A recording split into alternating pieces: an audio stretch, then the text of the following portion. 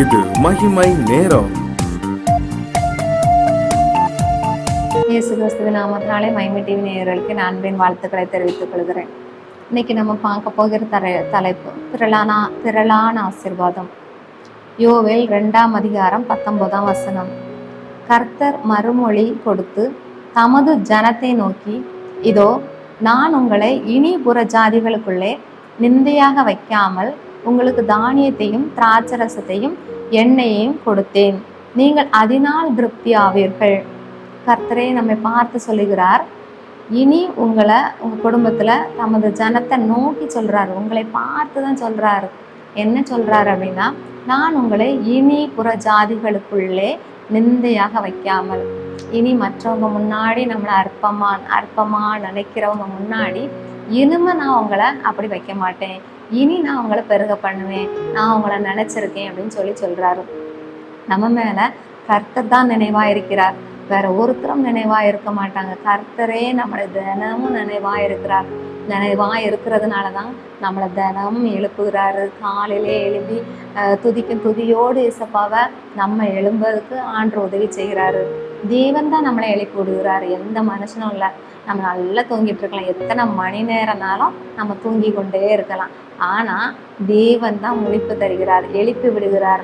காலை தோறும் அவருடைய கிருபை புதுசா இருக்கிறது. அப்ப நான் இனி உங்களை புறஜாதிகளுக்குள்ளே நிந்தையாக வைக்க மாட்டேன். அவங்க உங்களை அற்பமா நினைச்சிட்டு இருக்கலாம், உங்களுக்கு ஒரு காரியமும் நடைபெறலைன்னு சொல்லி இருக்கும்போது உங்களை அவமதிச்சிருக்கலாம், நீங்க அந்த இடத்துல அவமானப்பட்டிருக்கலாம். ஆனா அந்த புறஜாதிகள் மத்தியில எந்த இடத்துல நீங்க அவமானப்பட்டு மற்றவங்க மத்தியில நீங்க அவமானப்பட்டு தலை குனிந்து நீங்க நின்னீங்களோ அந்த இடத்துல இனிமே நான் உங்களை நிந்தையா வைக்க மாட்டேன். நான் இனிமே உங்களை அற்பமா நினைக்கிறதுக்கு யாரையும் விட மாட்டேன் அப்படின்னு சொல்லி கர்த்தர் சொல்றாரு.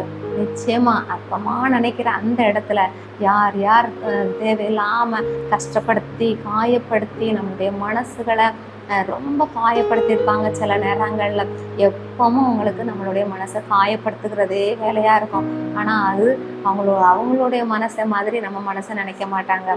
நம்ம யாராவது நம்ம அவங்களை கஷ்டப்படுத்திருக்கும் போது அவங்க மனசு எவ்வளவு காயப்படும், அதே மாதிரி தானே அடுத்தவங்க மனசும் காயப்படும் சொல்லி ஒரு நாளும் நினைக்காம உங்களை அந்த இடத்துல அவமானப்படுத்தி இருக்கலாம், உங்களை அவங்க நிந்தையா பேசியிருக்கலாம், எப்பவும் பக்கத்துல இருந்து சண்டை போட்டுக்கொண்டே இருக்கலாம். அதான் சண்டைக்காரியோட ஒரு பெரிய வீட்டில் குடியிருப்பதை பார்க்கிலும் ஒரு தனிமையா ஒரு மூலையில தங்கி இருப்பது நலம் என்று சொன்னது போல எதுவுமே நான் உங்களை அதுல அவமானப்படுத்த மாட்டேன். எந்த இடத்துல நீங்க அவமானப்படுத்தப்பட்டீங்களோ அதே இடத்துல நான் அவங்கள உயர்த்துவேன். அவங்க முன்னாடி நிந்தையா இனிமே நான் வைக்க மாட்டேன். அப்போ அவங்க நிந்தையா வைக்கும்போது அவமானப்படுத்தும் போது அந்த மனசு தேவனை நோக்கி நீங்க ப்ரேயர் பண்ணுவீங்க, தேவனை நோக்கி ஜெபம் பண்ணுவீங்க. இசப்பா இது தினமும் எங்களுக்கு அவமானமா இருக்க, தினமும் கடன்காரங்க நம்மளை அவமானப்படுத்துறாங்களே, நான் ஒரு சிறிய தொகை தான் கடனா வாங்கினேன், ஆனா அந்த கடனை அடிக்கடி கேட்டு என்னை தொந்தரவு பண்றாங்க, என்னை கஷ்டப்படுத்துறாங்க, என்னுடைய மனசை காயப்படுத்துறாங்க, நான் அந்த கடன் பிரச்சனையில இருந்து நான் மேலணும் இசப்பா, எனக்கு நீங்க உதவி செய்யுங்க அப்படின்னு சொல்லி கர்த்தரை நோக்கி நம்ம வேண்டும் போது நிச்சயமா அதுல நம்ம கொடுக்குற அளவுக்கு ஆண்டவர் உயர்த்துவாரு. நீயும் கடன் கொடுப்பாய், கடன் வாங்காது இருப்பாய் என்று சொல்லி தேவனே சொல்றாரு. அப்படிப்பட்ட கிருபையை நிச்சயமா அவங்களுக்கு தருவார். நீங்க தேவனை நோக்கி கேளுங்க, தேவனே இந்த இடத்துல எனக்கு நீங்க அற்புதம் செய்யுங்க, இந்த கடன் பிரச்சனைய சிறிய தொகை தான், ஆனா அவங்ககிட்ட போய் அவசரத்துக்காக நாங்க கேட்டோம், இப்போ எங்களை அவமானப்படுத்தி காயப்படுத்தி பேசுறாங்க, அந்த பேசுகிற வார்த்தைகள் எங்களுக்கு ரொம்ப கஷ்டமா இருக்கு, நீங்க இதுல கண்ணோக்கி பாருங்க, நீங்க ஐஸ்வர்ய சம்பந்தர் இசப்பா, எங்களுக்கு நீங்க அந்த ஐஸ்வர்யத்தின்படி எங்களுடைய குறைகளை நீங்க நிறைவாக்குங்க அப்படின்னு சொல்லி கர்த்தரிடத்துல நீங்க ஜெபம் பண்ணி கேட்கும் போது நிச்சயமா அதுல அற்புதத்தை செய்வாரு. அதுல உங்களை நிந்தையா வைக்க மாட்டேன்னு சொல்றாரு. நிந்தையா வைக்காம உங்களுக்கு என்னெல்லாம் தருவாராம், தானியத்தையும் திராட்சரசத்தையும் எண்ணெயையும் கொடுத்தேன், அதனால நீங்க திருப்தியா இருப்பீங்க. நம்மளுக்கு வர வேண்டிய வருமானங்கள் இல்லாத போதிலும் நம்ம மற்றவங்கள்ட்ட போய் கடன் கேட்கும் போது அவங்க அவமானப்படுத்தும் போது இனிமே உங்களுக்கு என்ன தருவாராம், நல்ல ஒரு பொசிஷன்ல, நல்ல ஒரு வேலையை, நல்ல ஒரு தொழிலை, நல்ல ஒரு ஆரோக்கியமான வாழ்வை, நல்ல இழந்து போன அந்த ஜெப வாழ்க்கையில, ஆவிக்குரிய வாழ்க்கையில தேவனை தேடாத மறந்த அந்த நாட்களை ஆண்டு திரும்பவும் நம்மளுக்கு ஒரு செழிப்பாக்கி தருகிறார். திராட்சரசத்தையும் எண்ணெயையும் எல்லாமே நம்மளுக்கு ஒரு குறைவும் இருக்காது.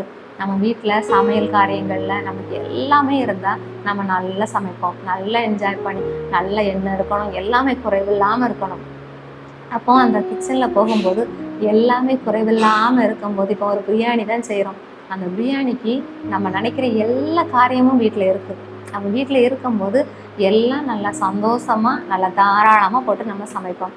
அதே போல தான் ஆண்டவர் உங்களுக்கு தாராளமாக தருகிறார், திரளான ஆசீர்வாதத்தை தருகிறார். எப்படி தருகிறாரா? ஆண்டவர் நம்ம தேடும்போது நிந்தையாக இனிமை வைக்க மாட்டார். இனி நான் உன்னை நிந்தையாக வைக்க மாட்டேன், இனிமே நான் அவங்ககிட்ட கடன் வாங்க விட மாட்டேன், இனி நான் உன்னை புறக்கணிக்க மாட்டேன், இனி நான் உன்னை உயர்த்துவேன் அப்படின்னு தான் ஆண்டவர் சொல்கிறாரு.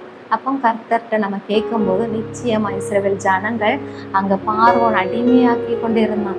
ஆனால் கர்த்தரை நோக்கி கூப்பிட்டாங்க, எங்களை அடிமையாக்குறாங்க, எங்களுக்கு ரொம்ப கஷ்டமாக இருக்குது அப்படின்னு சொல்லி அவன் ரொம்ப எல்லா மக்களும் கதறி கூப்பிடும்போது தேவன் அதில் அற்புதங்களை செய்கிறாரு. அவங்க கேட்குறாங்க, விடுதலை ஆகி வரும்போது அப்பம் கொடுக்குறாரு, மண்ணா கொடுக்குறாரு, அவங்களுக்கு செழிப்பாக கொடுக்குறாரு. அதை சாப்பிட்டு திருப்தி ஆகுறாங்க.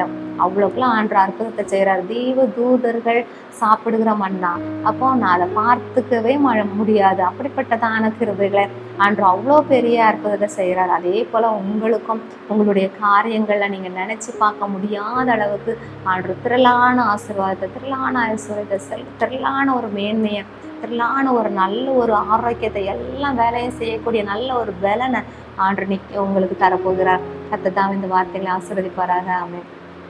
ஜெபம்.